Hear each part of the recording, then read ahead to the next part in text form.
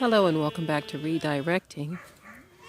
I just wanted to come over here and see how the boys and their papa finished up the task. Hi there. Hi there, fella. Hi, fella. You've been so nice lately. You've been so nice. Hi there. But anyway, the boys and their dad finished up the shed there for these fellas so that they can have a comfortable dry place to lay their heads at night and during the rain. Hi there.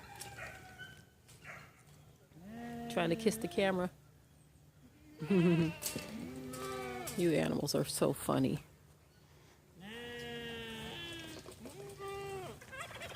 Hey there. Hey there, fella. Hey there. Look at you.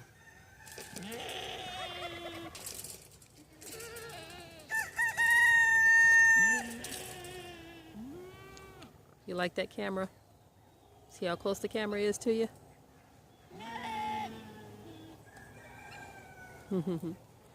You want me to rub your head? You want mommy to rub your head?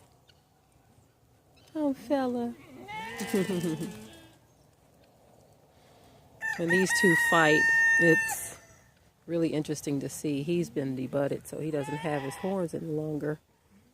But it's like he doesn't mind. He doesn't care. He's like, hey, we gonna wrestle anyway. We're gonna put some work in. He's really growing up to be a strong fella himself. Now he is 100% Nubian. That one right there is a Nubian Alpine mix. So he looks different. But I noticed they both have that stripe going down their back. That's a cute stripe. Hi there, fella. Hi there. It's interesting when the chickens or roosters get in their yard. Animals, they're like, hey, we can all stay in here. It's no big deal to us. We can make this work. That's how animals are. Hey there. Bye-bye. Bye-bye. We walk around over this way. Trying to see how this video stabilization works. Then I also have it on a tripod, so two different things to see how it works.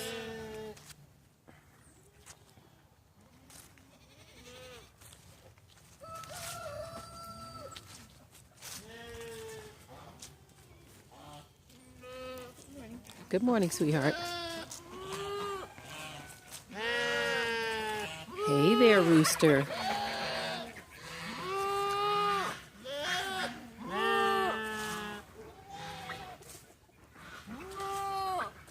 Oh, mommy's coming over this way. I'm coming over this way to talk to you all. Come here. Come here. Come here.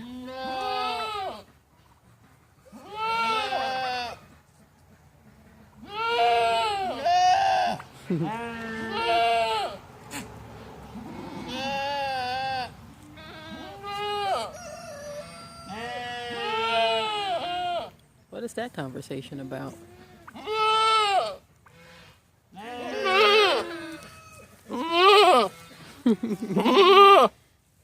Hi.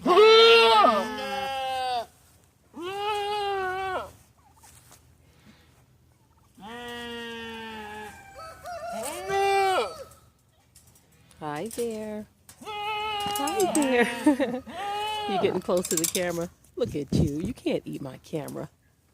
You're not going to eat my camera. You goats try to eat anything, don't you? You try to eat. That's not food. I gave them some sweet potato leaves the other day, and they just loved them. There's nothing left. Nothing left. They tear those things up. Hi. So her mom finally stopped breastfeeding her. Look at her. She's big herself. Her mom like, okay, you too big now. Time to grow up. so she doesn't breastfeed her anymore.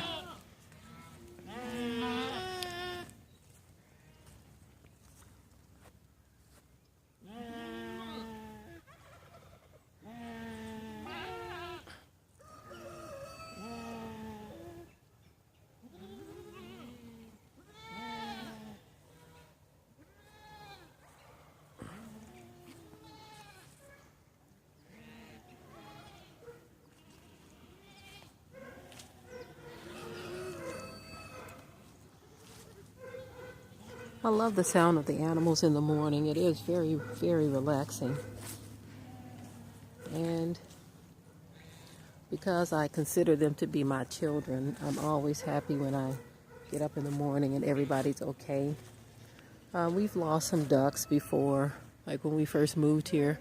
2 of the ducks that we brought here, we don't know if it was I think there was a dog that got them because there was a beagle.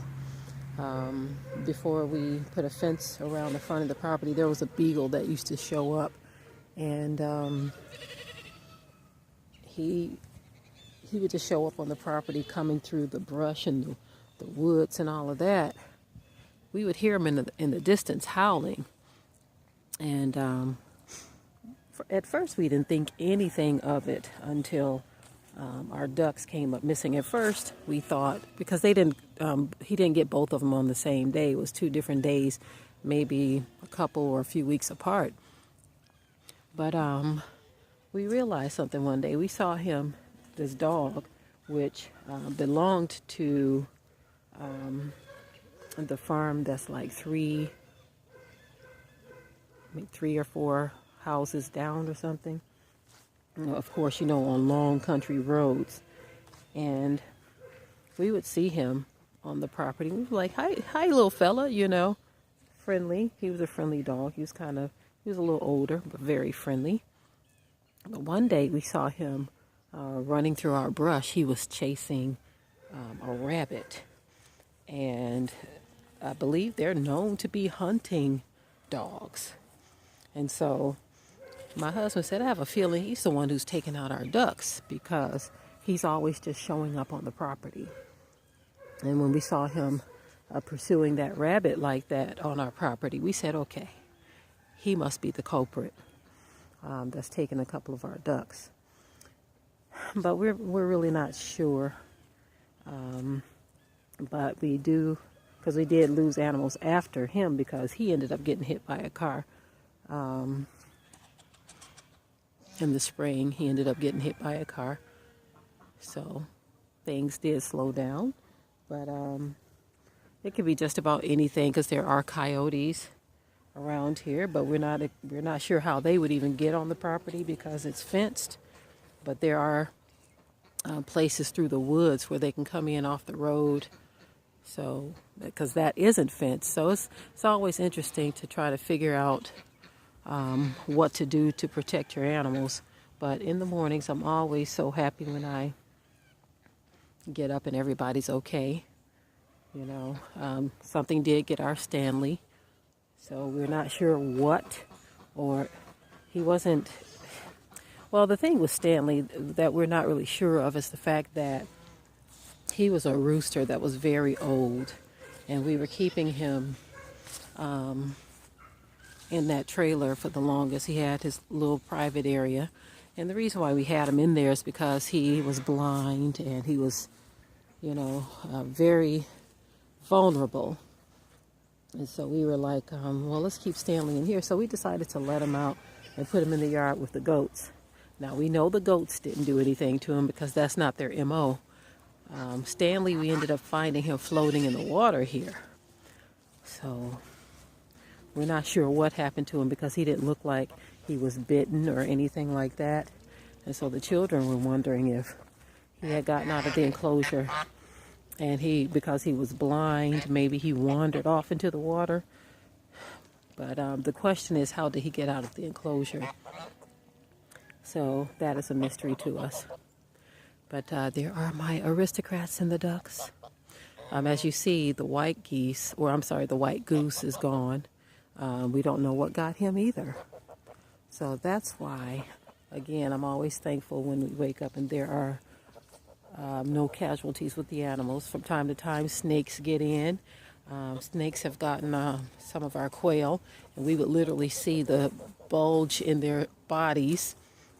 And then Watchman or Sophia would catch the snakes and then take them and throw them out on the road.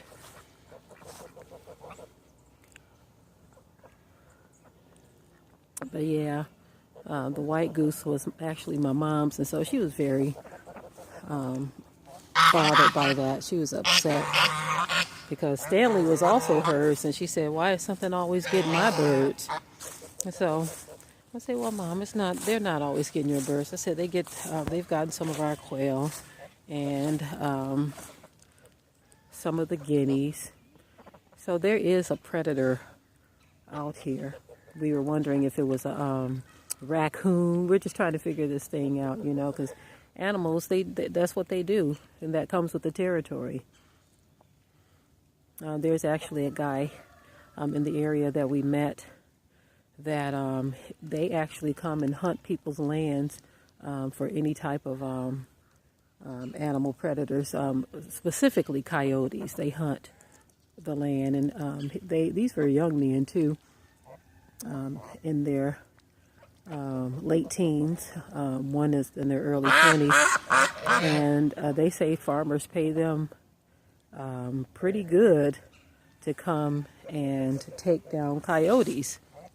I believe one of the young men said that they get so many hundreds of dollars per coyote, and one night they actually captured and killed more than 50 coyotes. I said, man, that's a nice haul. Listen at my aristocrats and my ducks. Listen at y'all. What y'all keeping up all that ruckus for? But anyway, I said, man, that was a nice haul of money for young men to hunt coyotes, and I'm pretty sure they had fun doing it. You know, some people like pulling the trigger and blowing things away, if you know what I mean. But the skill that they have, and they utilize it to their benefit. They let people know, hey, we hunt coyotes. If you need us to come and clean house, we can make it happen for so many dollars per coyote. So, hey, these are people making opportunities or creating opportunities for themselves to make money, and helping farmers in the process. But anyway, I wanted to test out the stabilization and just add a little commentary to the video. See how this works.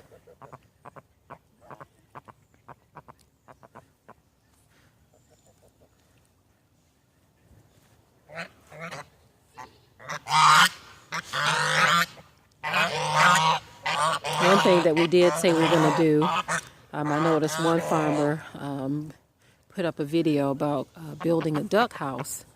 And so we may do one of those little shed style houses that like the boys built for the goats, and make one in this area over here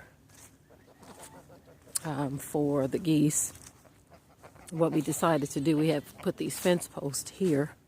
We're going to just see how it works, and we're going to fence off this area over here so that they can just kind of be near the trailer there, fenced off in there completely, and we'll just have a gate where we can access the area, and so they'll be able to just kind of dwell in that area. If anything is coming up into the property, up over the hill and through all of that brush and woods and things, they will be able to go into the water. This is what we're hoping. Go into the water and come up. You see the fence here starts at the edge of the water. Once this is fenced off, we're hoping that they can come up on that side from the water and just make their way into their little area over here. And we will have a duck shelter for them to go inside of. They don't necessarily need it. Most people don't have shelter for their ducks and geese. They just live outside even in the winter. But we were just thinking as some extra protection, maybe we can well, they don't need all of this space over here, but have them just a little shelter that they can all share. Nothing extensive or expensive, just a little place to just duck into. You get it, a little place to duck into. It would even be nice if we can get something over there that's really out of the way. I don't know though, because I would hate if something, it's kind of hard to know what's going on with animals because they find a way, predators find a way. That's just the way it is, you see. But anyway, we're going to do what we can to try to fix the problem and see how it all turns out. Of course, we've been laying traps too. As you see, we didn't catch anything with that one. I remember we used to catch raccoons in those little cages. And I think we need to set these up in just strategic areas to see what happens. Just to see what happens. Alrighty. This is it for now. Family. I love you all. And shalom.